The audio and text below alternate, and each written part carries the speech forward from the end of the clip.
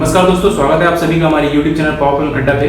तो आज हम बात करेंगे कि पंप में जो हमारा एफिनिटी लॉ यूज होता है उसके बारे में। तो डिटेल्स में देखेंगे कि क्या होता है एफिनिटी लॉ, क्यों यूज करते हैं। तो बिना देर किए चलिए वीडियो को स्टार्ट करते हैं।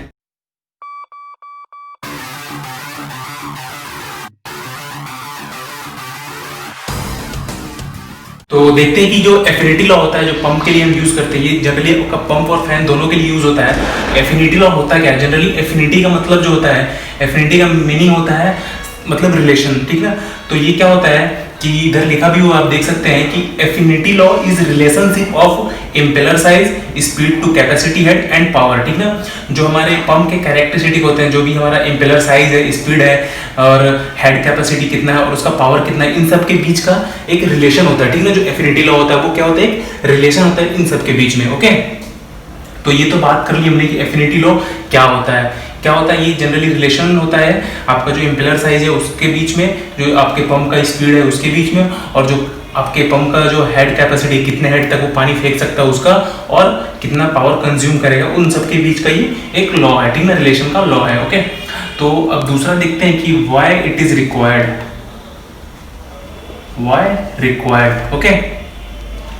हमें जरूरत क्यों पड़ती है एफिनिटी लॉ की, ओके। तो जनरली हमें जरूरत इसलिए पड़ती है क्योंकि जब कभी क्या होता है कि जब मान लीजिए जैसे कि कोई पंप हमने लगा दिया, ठीक ना, उसी के सिमिलर हमें एक दूसरा पंप भी लगाना है, ठीक। लेकिन उसके लिए क्या होगा कि हमें उसका कंप्लीट परफॉर्मेंस कर्व उस पर्टिकुलर पंप के लिए अवेलेबल नहीं होता है, ठीक है। मान लीजिए कोई पंप हमने ए लगा दिया, ठीक ना, इसके लिए हमारा जो परफॉर्मेंस कर्व होता है, वो पंप ए के लिए कंप्लीट अवेलेबल है हमारे पास परफॉर्मेंस कर्व, ठीक। लेकिन सिमिलरली इसी के जस्ट सिमिलर एक हमें पंप और लगाना है जिसका हमारे पास परफॉर्मेंस कर्व अवेलेबल नहीं है, ठीक ना। परफॉर्मेंस कर्व और जो भी मतलब डाटा चाहिए वो हमारे पास अवेलेबल नहीं है, ठीक ना। उस पंप को भी हमें लगाना है। तो उस कंडीशन में हम क्या करेंगे कि जो पंप बी के लिए जो हमारे पास हमें जो कैरेक्टरिस्टिक रिक्वायर्ड है, वो हम पंप ए से with the help of affinity law compare करके पंप बी का निकाल सकते हैं, ठीक ना। कैसे निकालेंगे कि जैसे कि मान लीजिए हमें पंप बी लगाना है, इसका हमारे पास परफॉर्मेंस कर्व नहीं है, complete set of performance curve नहीं है, जबकि हमारे पास पंप ए का complete set of performance curve है, इसको हमने ऑलरेडी इंस्टॉल कर रखा है। तो बी के लिए क्या करेंगे, जो भी हमें कैरेक्टरिस्टिक रिक्वायर्ड है उसको हम with the help of affinity law pump A से ले सकते हैं, ठीक ना। पंप ए से हम निकाल सकते हैं उसको, ठीक है, पंप बी के लिए, ओके। तो इसीलिए हमें एफिनिटी लॉ की जरूरत पड़ती है, ओके, कि मतलब जो सिमिलर पंप है उसका जो कैरेक्टरिस्टिक है उसको हम प्रिडिक्ट कर सकें, ओके। तो देख लेते हैं कि जो कैरेक्टरिस्टिक है पंप के क्या क्या हैं। कैरेक्टरिस्टिक क्या क्या है पंप के? एक तो हो गया आपका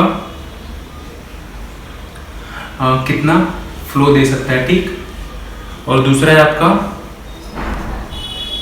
हेड, ठीक, हेड प्रेशर, ओके, और थर्ड नंबर है आपका पावर, ओके। तो ये तो हमारे कैरेक्टरिस्टिक है, ओके।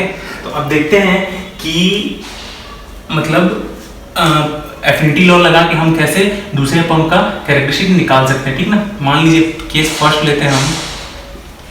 केस फर्स्ट में क्या रखेंगे हम, जो आपका आरपीएम है उसको कांस्टेंट रखते हैं, ठीक ना, आरपीएम को कांस्टेंट रखते हैं, ओके।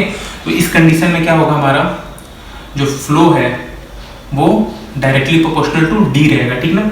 इसको हम ऐसे भी लिख सकते हैं, मान लीजिए Q1/Q2 equal to D1/D2, okay. ये फ्लो के मतलब ये इस कंडीशन में अगर आपका आरपीएम कांस्टेंट है उस कंडीशन में, ठीक। अब हेड प्रेशर में आएंगे तो ये हो जाएगा आपका H is directly proportional to D²।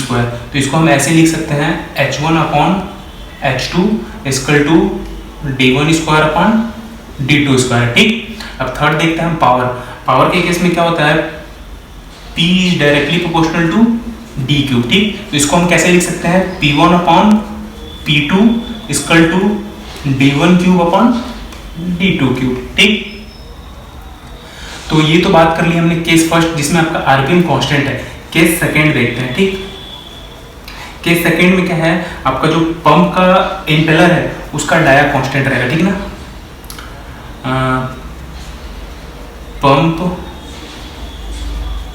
Impeller dia constant. ठीक, तो उस केस में क्या होगा, जो हमारा फ्लो है, हेड है और पावर है, तो फ्लो के केस में क्या होगा आपका, ये अगर आपका पंप का इम्पेलर का जो डाया है वो कांस्टेंट है, तो उस कंडीशन में क्या होगा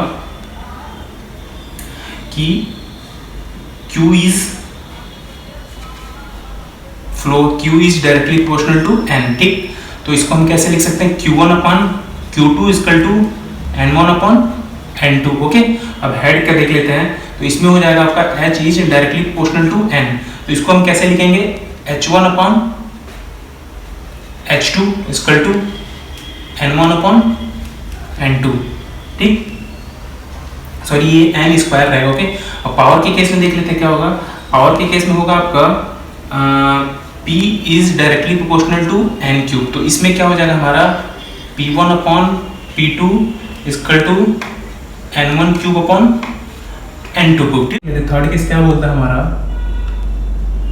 केस थर्ड क्या बोलता है, इसमें जो भी हमारा डायमीटर है और स्पीड है, ठीक है, जो हमारे इम्पेलर का डायमीटर है और जो स्पीड है वो बोथ कांस्टेंट है। ठीक है, दोनों कांस्टेंट है, तो उस कंडीशन में क्या होगा देखते हैं हमारा,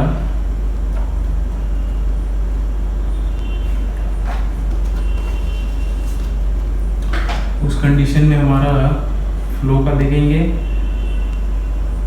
हेड एंड पावर। ओके, तो फ्लो क्या हो जाएगा हमारा, उस कंडीशन में आपका Q is directly proportional to N D, तो इसको हम ऐसे भी लिख सकते हैं Q1 upon Q2 equal to N1 upon N2 into D1 upon D2। Okay, और हेड का देख लेते हैं, इस केस में क्या होगा आपका H is directly proportional to N square into D square. ठीक, तो इसको हम ऐसे लिख देंगे H1 upon H2 equal to N1 square upon N2 square into D1 square upon D2 square. Okay, और पावर के केस में देख लेते हैं, ये क्या होगा, P is directly proportional to N cube into D cube. Okay, ये हो जाएगा हमारा P1 upon P2 equal to N1 cube upon N2 cube into D1 cube upon D2 cube. Okay, तो ये तो है दोस्तों एफिनिटी लॉ, जिसके बारे में मैंने बात किया कि क्यों यूज़ करते हैं और क्या बेनिफिट है इसके यूज़ करने के। तो बस आज की वीडियो में इतना ही। वीडियो कैसा लगा जरूर बताएं, वीडियो को लाइक करें, चैनल को सब्सक्राइब करें और अपने दोस्तों के साथ जरूर शेयर करें।